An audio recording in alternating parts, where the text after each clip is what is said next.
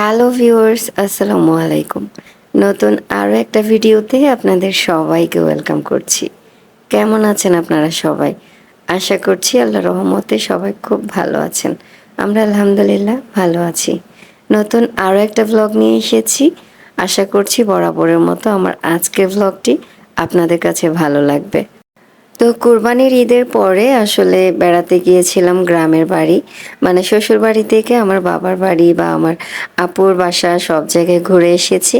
তো সেদিন পেকুয়ায় আমাদের মাননীয় প্রধানমন্ত্রী গিয়েছিলেন, যেটা দেখার জন্য আমরা একটু রাস্তার পাশে করে দাঁড়িয়েছিলাম আর কি।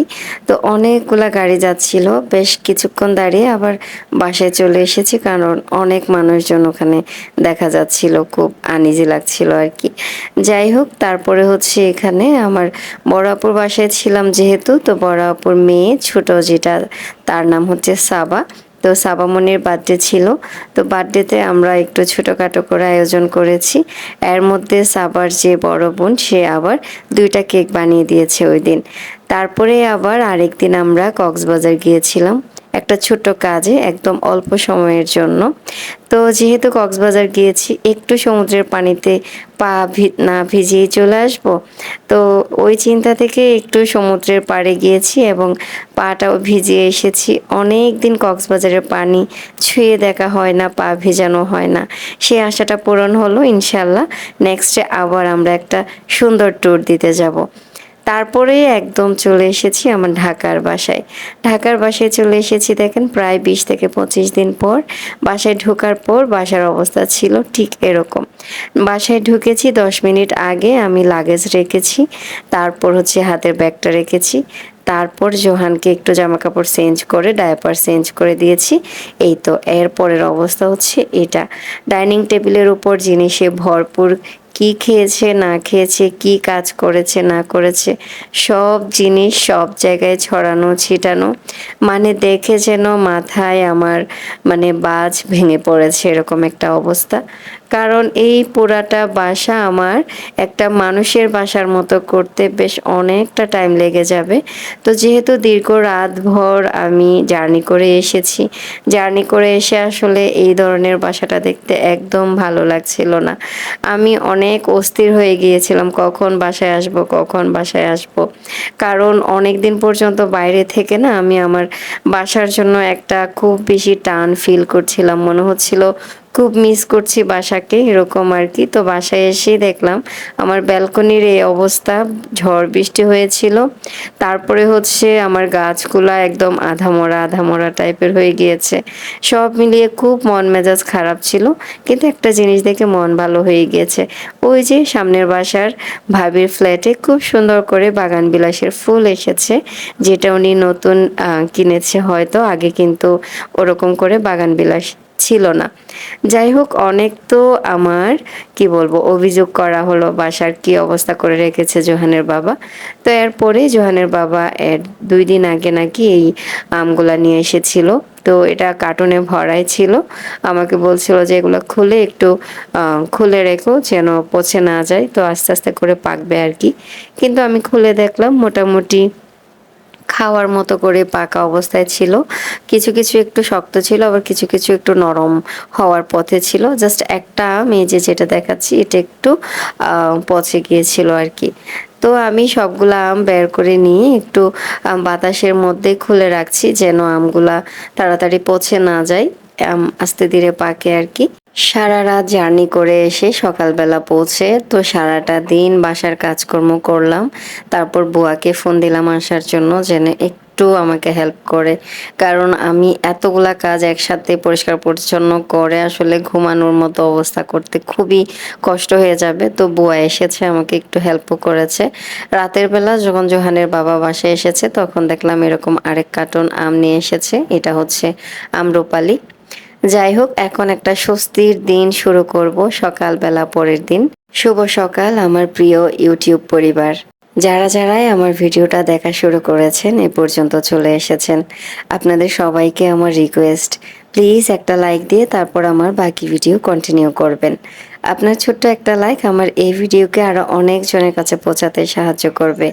আপনাদের ছোট ছোট সাপোর্টে আজকে আমার এই ইউটিউব চ্যানেলটা ২,০০০ সাবস্ক্রাইবারের একটা চ্যানেল হয়ে দাঁড়িয়েছে। ২,০০০ মানুষ আমাকে সাবস্ক্রাইব করেছে এবং এই পর্যন্ত প্রায় ৪ লাখ মানুষ আমার ভিডিও দেখেছে। এটা হয়তোবা অনেকের কাছে তেমন কিছুই না, কিন্তু আমার কাছে অনেক বড় একটা প্রাপ্তি। আমি অল্প অল্প করে কাজ করতে করতে এই পর্যন্ত এসেছি। সব কিছুই আপনাদের সাপোর্টের জন্য। আশা করছি নেক্সটেও আপনারা আমাকে এভাবে সাপোর্ট করে যাবেন। সবাইকে মন থেকে অনেক অনেক ধন্যবাদ, ভালোবাসা এবং কৃতজ্ঞতা। এই তো সকালবেলা আমি আমার জন্য একটা ড্রিঙ্কস বানিয়ে নিলাম। তারপর হচ্ছে এখানে আমার জোহান বাবাকে মানে তার ব্রাশ করার জন্য তাকে প্রিপেয়ার করে দিয়েছি। তো সে এখন সুন্দর করে ব্রাশ করছে, কিন্তু খুব দুষ্ট হয়ে গিয়েছে, অনেক বেশি দুষ্টামি শিখেছে। সবগুলা এখন আস্তে আস্তে বাসায় অ্যাপ্লাই করবে। সুন্দর করে ব্রাশটাও করছিল না। পরে আমি অনেক বুঝিয়ে সুজিয়ে আদর করে তারপর বলছি, বাবা সুন্দর করে ব্রাশ করো, আমরা একদম মজা করে নাস্তা করব। সুন্দর একটা সকাল দিয়ে শুরু করলাম। মা ছেলে দুজনে ফ্রেশ হয়ে নিলাম। এখন দুজনের জন্য নাস্তা বানাবো। আমি প্রথমে আমার জোহান সোনার জন্য একটু নুডলস রান্না করে নিচ্ছি। আমার স্টেনলেস স্টিলের যেই প্যানটা কেনার একটা ভিডিও ছিল, বা যেটাতে আমি অনেকটা কি বলবো এক্সপেরিমেন্ট করে দেখেছি যে নিচে লেগে যায় কিনা, ওই ভিডিওতে পপি নামের একজন আপু বলেছিলেন, আপু আমি স্কেবির হাঁড়ি পাতিল ব্যবহার করছি, আলহামদুলিল্লাহ আমি হ্যাপি। তারপর হচ্ছে আহসান হাবিব নামের একটা আইডি থেকে একজন আপু বলেছিলেন, স্কেবির 2-in-1 প্রেসার কুকার এবং ক্লাসিক প্রেসার কুকার, এই 2 কুকার ব্যবহার করে আমি অনেক শান্তি পাচ্ছি। এই প্যানটা কেনার ইচ্ছা আছে অনেক দিন ধরে, ইনশাল্লাহ কিনে নিব। ইনশাল্লাহ আপু কিনে দেখবেন, ইউজ করে দেখবেন যে ব্যবহার করতে কেমন। যেহেতু আপনি স্কেবির হাঁড়ি পাতিল বা হচ্ছে প্রেসার কুকার অলরেডি ইউজ করছেন, সো আশা করছি প্যানটা ইউজ করেও আপনার ভালো একটা অভিজ্ঞতা হবে। আমার ওই ভিডিওতে আরও অনেকটা কমেন্ট এসেছে, নিশ্চয়ই আরও বেশ কিছু কমেন্টের রিপ্লাই দিব। তো এর মধ্যে আমরা মা ছেলে দুজনের জন্য নাস্তা রেডি করে আমরা নাস্তা করে নিয়েছি। তো বাসায় যেহেতু অনেকগুলা আম আছে বর্তমানে, আর এটা যেহেতু আমের সিজন, আমি জানি না আম পছন্দ করে না এরকম কেউ আছে কি না। যেই সিজনে এরকম পছন্দের আম পাওয়া যায়, সেই সিজনটাতে বলতে গেলে সকাল বিকাল যে কোনো নাস্তায় বলেন বা স্ন্যাক্সে বলেন বা ডেজার্টে বলেন, সব কিছুতে আমার মনে হয় সবাই আমটা ইউজ করার ট্রাই করে বা আম ইউজ করে। ইভেন আমি তো বলতে গেলে মানে প্রত্যেক বেলায় খাওয়ার পরেই মনে হয় আম কেটে খাই, অথবা একটু গরম লাগছে ফ্রিজ থেকে বের করে একটু আম বের করে খাই, এরকম আর কি। আম আমার ভীষণ পছন্দের ফল। তো আমরা সকালে যখন ব্রেকফাস্ট করেছি, ব্রেকফাস্ট করার পরে আমি এভাবে করে ছোট ছোট কিউব করে কেটে আম কেটে নিয়েছি, কারণ তারা বাবা ছেলে এরকম ছোট ছোট কিউব করে তারপর একদম রেডি করে যদি বাটিতে ভরে তারপর একটা কাঁটা চামচ দিয়ে না দেই, তাহলে তারা আম খাবে না।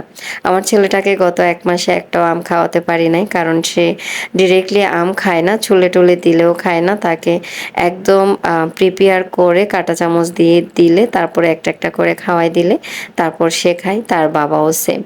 যাই হোক, আমাদের সকালের ব্রেকফাস্ট তো খাওয়া শেষ। তারপরে এখন আমার আরও তো বাসায় অনেক কাজ আছে আসলে। আর অনেক দিন পরে যেহেতু এসেছি, কাজের তো শেষ নেই, সব কাজ তো আর ভিডিওতে রেকর্ড করা হয় না। তো আমি জাস্ট কয়েকটা কাজ রেকর্ড করেছি, যে সকাল থেকে দুপুর পর্যন্ত একজন ব্যস্ত গৃহিণীর কতটুকু কাজ আসলে থাকতে পারে। আমি এখানে কালকে রাতে আনা যে সবজিগুলো ছিল সেগুলো আমার ডাইনিং টেবিলে এরকম রয়ে গিয়েছিল। এগুলা ফ্রিজে যে ঢুকিয়ে রাখবো, একটু গুছিয়ে রাখবো, সেটা আর করার টাইম পাইনি। তো ব্রেকফাস্টের পরে আমি ওই কাজটা করে নিয়েছি, সুন্দর করে অর্গানাইজার বক্সে ভরে আমার ফ্রিজে আমি আমার যে সবজিগুলো ছিল সেগুলো সব সুন্দর করে গুছিয়ে রেখেছি। তারপর চলে এসেছি আমার বেডরুমে। সচরাচর ঘুম থেকে ওঠার পরে আমি আমার বিছনাটা সুন্দর করে গুছিয়ে টান টান করে রেখে তারপর বালিশ টালিশ গুছিয়ে রাখি। কিন্তু ওই দিন একটু ঘুম থেকে দেরিতে উঠেছিলাম, যেহেতু এর আগের দিন জার্নি করেছি, তো আমার শরীরটা খুবই টায়ার্ড ছিল আর অনেক কাজকর্ম করা লেগেছে। তো যেহেতু একটু দেরিতে ঘুম থেকে উঠেছিলাম, তো যার কারণে আমি পরবর্তীতে বিছনাটা গোছানোর জন্য গিয়েছি। ঘুম থেকে ওঠা মাত্র বিছনাটা আর গোছানো হয়নি। তো এর মধ্যে আমি অগোছালো বিছনাটা সুন্দর করে গুছিয়ে গুছিয়ে নিয়েছি, একদম টান টান করে গুছিয়ে তারপরে হচ্ছে আমি আমার অন্য কাজগুলো করব সেই চিন্তা থেকে এই কাজটা আমি তখন করে নিয়েছি। কারণ এর মধ্যে বুয়া আসবে, বুয়া আসার আগে আমি বিছনা গোছানোর কাজগুলো করে ফেলি যেন ঘর মোছার ক্ষেত্রে আর কোনো সমস্যা না হয়। তো দেখেন আমার এখনো লাগেজটা পড়েই আছে, লাগেজের ভিতরে যে কাপড় চোপড়গুলো আছে এগুলো এখনো গোছানো হয়নি। এগুলা গোছাতে বসলে না আমার অনেকটা টাইম লেগে যাবে। ভাবলাম লাগেজের ভিতরেই যেহেতু আছে তাহলে তো দেখা যাচ্ছে না বা অগোছালো হয়ে থাকছে না। তো পরবর্তীতে বা আরও ১ দিন ২ দিন পরে আমি লাগেজের সব জিনিসপত্র বের করে আবারও অনেকটা টাইম নিয়ে যেই কাপড় চোপড়গুলো ধুইতে হবে সেগুলো ধুবো বা যেগুলো গুছিয়ে ঢুকিয়ে রাখতে হবে সেগুলো ঢুকিয়ে রাখবো। তো আমি একটু আমার ব্যালকনিতে এসে দেখছিলাম যে আমার গাছগুলার কি অবস্থা এখন। এর মধ্যে পানি টানি দিয়েছিলাম। তো পরে গতকালকে থেকে আজকের মধ্যে চা খাওয়ার যে চা পাতাগুলা এবং হচ্ছে ২ টা ডিম, ডিমের খোসা ছিল ওগুলা ভাবলাম শুকাতে দিয়ে অনেকটা টাইম লেগে যায়। শুকিয়ে তারপরে দেওয়ার চেয়ে আমি ইনস্ট্যান্ট একটু গাছের গোড়াতে দিয়ে ফেলি, তাহলে আমার ওগুলা আর এদিক সেদিক পড়ে থাকলো না আরকি। তারপরে হচ্ছে আমার কাজের আপা এসেছেন। উনি এসে তো বলতে গেলে মোটামুটি বাসার মানে উনি যখন আমার পুরো বাসাটা মুছে দেয় না, আমার কাছে বাসাটা দেখতে খুবই ভালো লাগে। একদম চকচকে ঝকঝকে একটা বাসা। তারপর টাইলসগুলা যেহেতু অফ হোয়াইট কালার, একদম বড় বড় টাইলসগুলা। তো যার কারণে মনে হয় মোছার পরে খুব সুন্দর একটা গ্লেজ দিচ্ছে। এই ব্যাপারটা দেখতে আমার খুব ভালো লাগে। তো ওইদিন আপাকে বলছিলাম যে আপনি একটু আমার সোফাগুলা সরিয়ে বা টি টেবিলগুলা সরিয়ে তারপরে একটু মুছে টুছে নেন। যেহেতু অনেকদিন কাজকর্ম করা হয়নি, একদম পরিষ্কার পরিচ্ছন্নতার কোনো ব্যাপার ছিল না। জোহানের বাবা যেরকম পারছে সেরকম ছিল, কারণ সেও খুবই ব্যস্ত ছিল, একদমই তার হাতে টাইম ছিল না। আমি এর মধ্যে দুপুরে রান্নায় ডাল রান্না করব, যার কারণে ডালটা আমি আগে থেকে একটু ভিজিয়ে রেখেছি। তারপরে হচ্ছে ভাবলাম এখনো তেমন করে আমার ব্যালকনিতে রোদ পড়েনি, তো সময় থাকতে রোদ আসার আগে আমি ব্যালকনির গাছগুলাতে একটু পানি দিয়ে দেই। তো পানি দিতে এসে দেখলাম যে আমার মানি প্লান্টের যেই একটা টব দিয়েছিল আমার সামনের বাসার যে ভাবি, তো ওইটা অনেকটা মোটামুটি গ্রো করেছে। হয়তো বা বাসায় আমি থাকলে পানি টানি যত্ন করা হলো হয়তো আরো সুন্দর ঝোপালো হতো, কিন্তু তাও অন্তত মারা যায়নি, এটাই অনেক বেশি। আর আমার যে কয়েন প্লান্টগুলো ছিল সেগুলো অনেকটা হালকা হয়ে গিয়েছে, কিছু কিছু মারাও গিয়েছে আর কি। তো আমি তেমন একটা আফসোস করছি না, কারণ আমার আরো আগে চলে আসার কথা ছিল, কিন্তু দুর্ভাগ্যবশত আমার আর একটু বেশি থাকা লেগেছে আর কি গ্রামে। তো যাই হোক, বেশি থেকেছি কিন্তু আমার মন পড়েছিল আমার বাসায়। লাস্টের দিকের দিনগুলোতে আমার মনে হচ্ছিল যে কখন বাসায় যাব, আমার রুমে আমার বিছনায় আমি শুবো একটু শান্তি করে, তারপর আমার রেগুলার যে কাজকর্মগুলো সেগুলো করব, একটা মানে নর্মাল লাইফ লিড করব আমার পছন্দের বাসায়, আমার পছন্দের জিনিসগুলোর সাথে আমার খাওয়া দাওয়া বা একটু চা খাবো, একটু ব্যালকনিতে বসবো, একটু টাইম স্পেন্ড করব মা ছেলে মিলে, বা হচ্ছে জোহানের বাবাকে অনেক দিন ধরে দেখছিলাম না। সব মিলিয়ে আমার খুবই মানে লাস্টের দিনগুলোতে আমি দিন গুনছিলাম কখন আমি আমার বাসায় যাব। যাই হোক, বাসায় তো চলে এসেছি, খুব মিস করছিলাম বাসাকে। তো কাজগুলোও আমি খুব আনন্দের সাথে করছিলাম। পরে মনে হয় একদম ৪-৫ দিন পর্যন্ত আমাকে কেউ খুঁজে পায়নি। আমি খুব সুন্দর করে কাজকর্ম গুছিয়ে করছিলাম বা হচ্ছে নিজেদের মতো করে একটু টাইম কাটাচ্ছিলাম। তারপরে হচ্ছে ওই আর কি, মানে পার্সোনাল যে একটা লাইফ আছে সেই লাইফটা আমি আবার একটু এনজয় করা শুরু করেছি। সংসারের কাজকর্ম, সংসার, মানে সবকিছুই আমি আসলে মিস করছিলাম। আমার মনে হয় বিয়ের পরে বেশ কয়েক বছর চলে গেলে না প্রত্যেকটা মেয়েরই এই জিনিসটা ফিল হয় যে নিজের বাসা থেকে বাইরের কোথাও আসলে তেমন বেশি একটা দিন ভালো লাগে না। বেড়াতে গেলে আমার মনে হয় প্রথম কয়েকদিন ভালো লাগে, পরবর্তীতে কিন্তু আমরা বিবাহিত মেয়েরা নিজের বাসাকে অনেক বেশি মিস করি।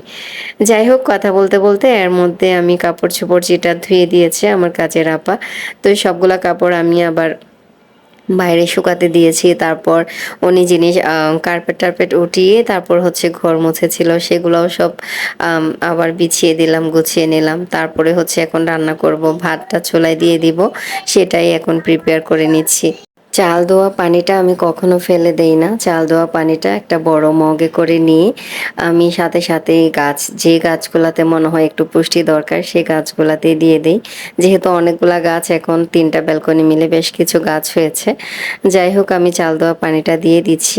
তারপরে হচ্ছে আরও একটা কমেন্টের রিপ্লাই দিচ্ছি।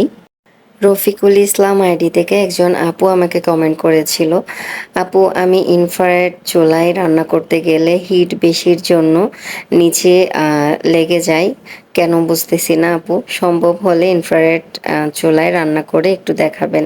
মানে উনি আমার স্কেবির যে প্যানটা আমি নিয়েছি সেই প্যানে রান্না করলে ইনফ্রারেড চুলায় আসলে নিচে লেগে যায়, এটাই বলতে চাচ্ছিলেন। আমি বলতে গেলে এটা তো একটু লম্বা, একটু ডিটেলসে বলতে হবে, ওই জন্য আপুকে বলেছিলাম যে আমি নেক্সট ভিডিওতে ওনাকে রিপ্লাই দিব। তো আপু ইনফ্রারেড চুলা আমার কাছেও আছে। ইনফ্রারেড চুলায় দেখা যায় ২০০০ থেকে ২২০০ ওয়াট পর্যন্ত আপনি ইউজ করতে পারবেন হিট।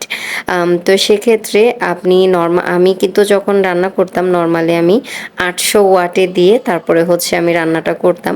তো যদি আমি কোনো স্টেনলেস স্টিল কোনো প্যানে বা হচ্ছে কোনো হাঁড়িতে রান্না করতাম তাহলে দেখা যেত আমি ৪০০ বা একদম সর্বনিম্ন যে ২০০ ওয়াট আছে সেই ২০০ ওয়াটে দিয়েও আপনি রান্না করতে পারবেন।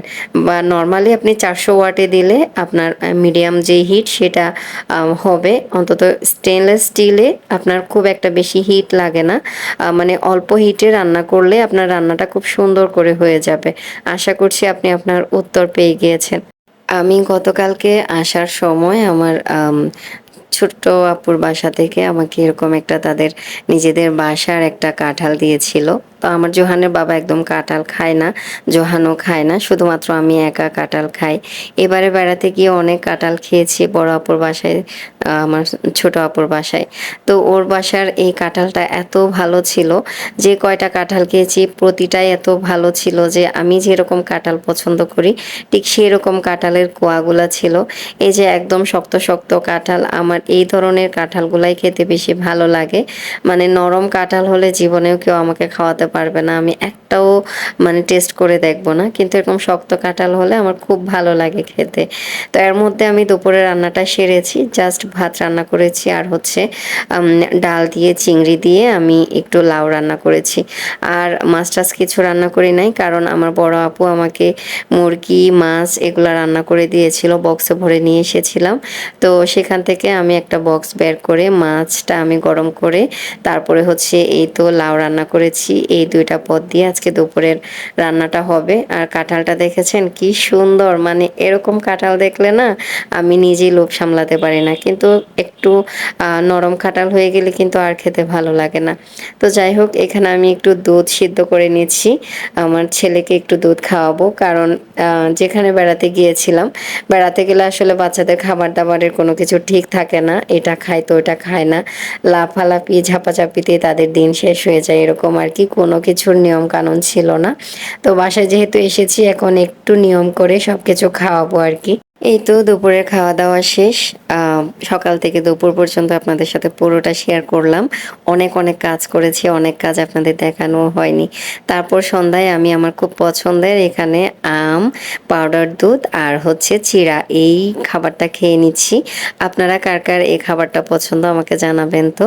আমি কিন্তু কথা বলতে বলতে ভিডিওর একদম শেষ পর্যায়ে চলে এসেছি, জানি না কে কে আছেন আমার সাথে, যারাই আছেন না কেন সবাইকে অনেক অনেক থ্যাংক ইউ মন থেকে। আমি জানি এত লম্বা ভিডিও দেখার আগ্রহ সবাই পায় না, কিন্তু যারাই আমার সাথে ছিলেন সবাইকে বলবো প্লিজ একটা লাইক দিতে ভুলবেন না। নেক্সট ভিডিওতে আপনাদের সাথে আমার আবারও দেখা হবে, আবারও কথা হবে। Till then take care and thanks for watching this video. আল্লাহ হাফিজ।